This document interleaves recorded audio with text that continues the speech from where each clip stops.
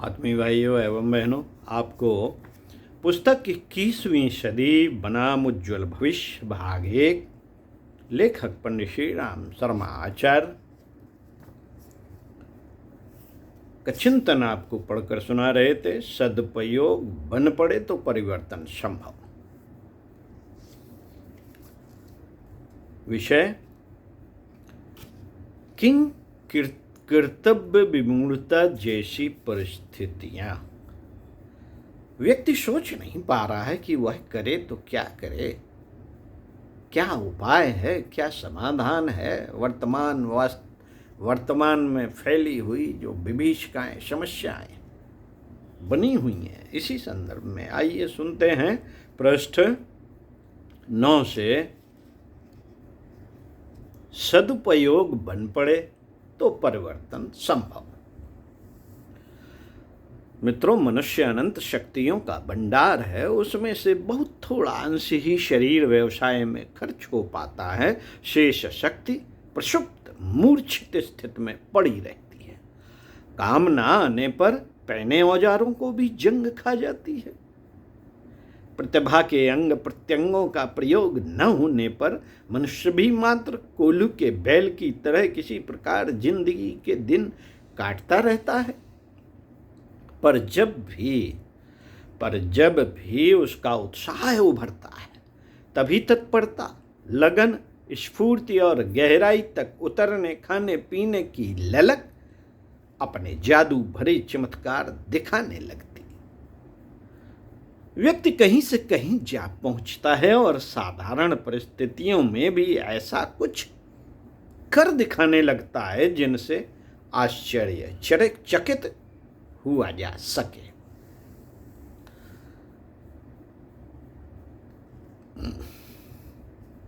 पिछली 3 सदियों को आत्मजागृत का समय कहना चाहिए। भले ही वह भौतिक प्रयोजन के पक्ष में ही सीमित क्यों ना रही हो, शक्ति का जहां भी प्रयोग होता है वह अपना काम करती है। उसने किया भी। भौतिक प्रगति की दिशा में उसका रुझान जुड़ा, अन्वेषण चले और उसने प्रत्यक्षवाद के पुराने ढांचे को एक नए दर्शन रूप में गढ़कर तैयार कर दिया। नई स्फूर्ति के साथ जब नवीनता उभरती है तो उसका परिणाम भी असाधारण होता है। प्रगति के नाम पर बढ़ा चढ़ा भौतिकवाद और प्रत्यक्षवाद संसार के सामने आया और उसने जन जन को प्रभावित किया। आविष्कारों ने सुविधा साधनों के अंबार जमा किए।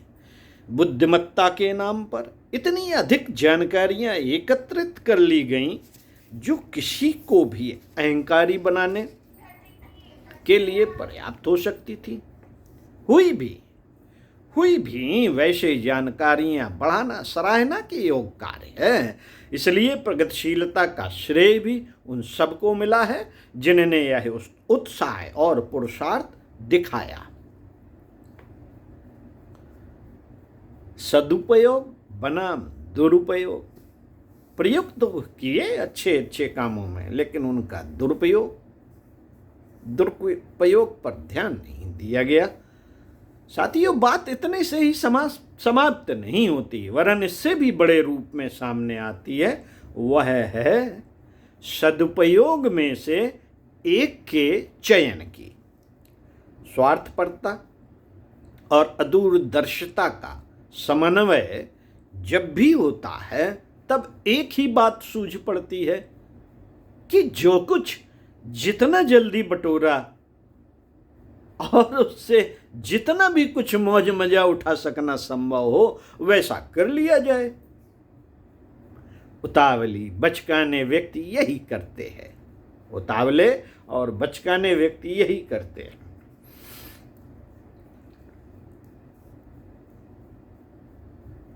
वे उपलब्धियों को धैर्यपूर्वक सत प्रयोजनों में खर्च कर सकने की स्थिति में ही नहीं होते। ऐसा कुछ करते हैं जैसा कि सोने का अंडा रोज देने वाली मुर्गी का पेट चीरकर सारे अंडे एक ही दिन में निकाल लेने की दृष्टि से आतुर व्यक्ति ने किया था। ये कहानी तो सभी जानते हैं। सदुपयोग से किसी भी वस्तु से अपना और दूसरों का हित साधन किया जा सकता है, पर जब उसी का दुरुपयोग होने लगता है तो एक माचिस की तीली से सारा गांव जल जाने जैसा अनर्थ उत्पन्न होता है। प्रगतिशील शताब्दियों में पाया तो बहुत कुछ है, पर दूरदर्शिता के अभाव में उसका सदुपयोग न बन पड़ा और उपयोग ऐसा हुआ जिससे आज हर दिशा में संकटों के घटाटोप गहरा रहे।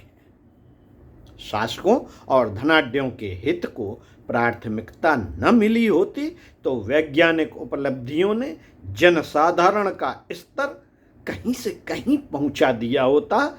जब मशीनें मनुष्य के कामकाज में हाथ बटाने लगी थीं तो उन्हें छोटे आकार का बनाया गया होता।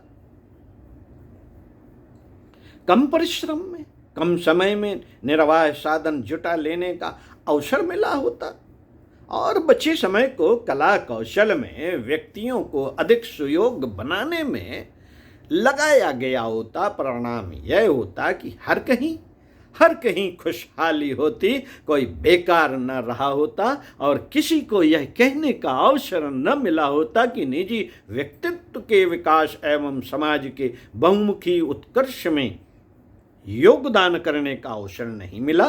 पर दुरुपयोग तो दुरुपयोग है, उसके कारण अमृत भी विष बन जाता है। साथियों, सुनियोजन की सही परिणति बड़े शहर बसाने और बढ़ाने में लगी हुई बुद्धिमत्ता यदि अपनी योजनाओं को ग्रामोन्मुखी बना देने की दिशा में मुड़ गई होती, गांव के विकास करने की दिशा में, तो अब तक सर्वत्र छोटे छोटे स्वावलंबी और फलते फूलते कस्बे ही दिखाई पड़ते। न शहरों को घिचपिच गंदगी तथा विकृतियों का भार वहन करना पड़ता और न गांवों से प्रतिभा पलायन होते जाने के कारण उन्हें गई गुजरी स्थिति में रहने के लिए बाधित होना पड़ता। युद्धों को निजी या सार्वजनिक क्षेत्रों में समान रूप से अपराध घोषित किया जाता।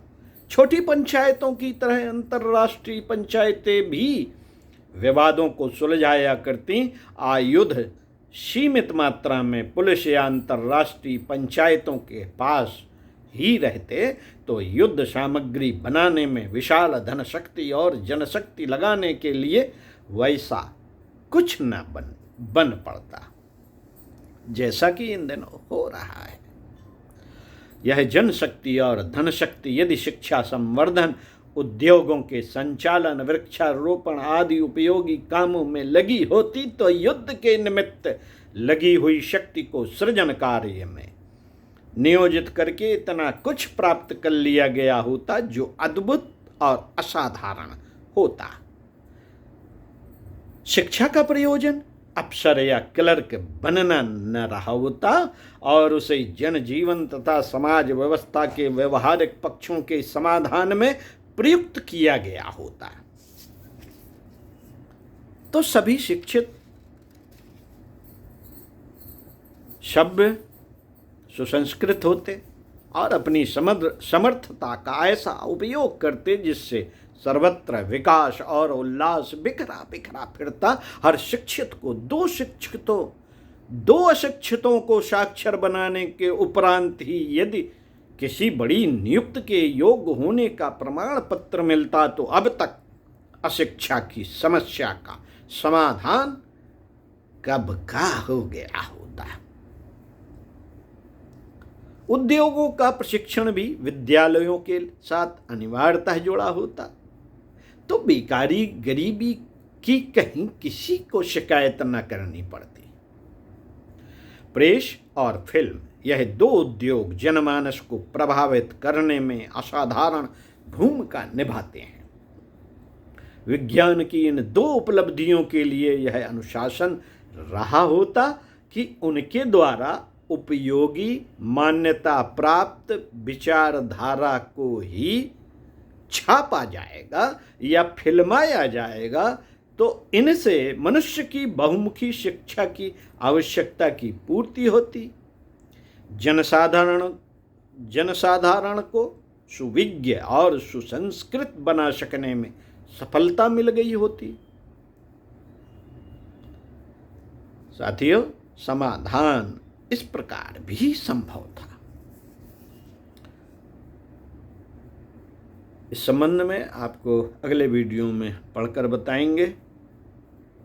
तब तक जितना सुना है उस पर चिंतन मनन किया जाए, डायरी में नोट भी किया जा सकता है, नित्य पढ़ने के लिए इसको सेव भी किया जा सकता है और नित्य सुना जाए या पुस्तक मंगाकर पढ़ा जाए। बराबर पढ़ते रहने से एक विचारधारा मन मस्तिष्क में स्थापित होती है और उसी के अनुरूप भविष्य में क्रियाकलाप भी चलते हैं। ओम शांति।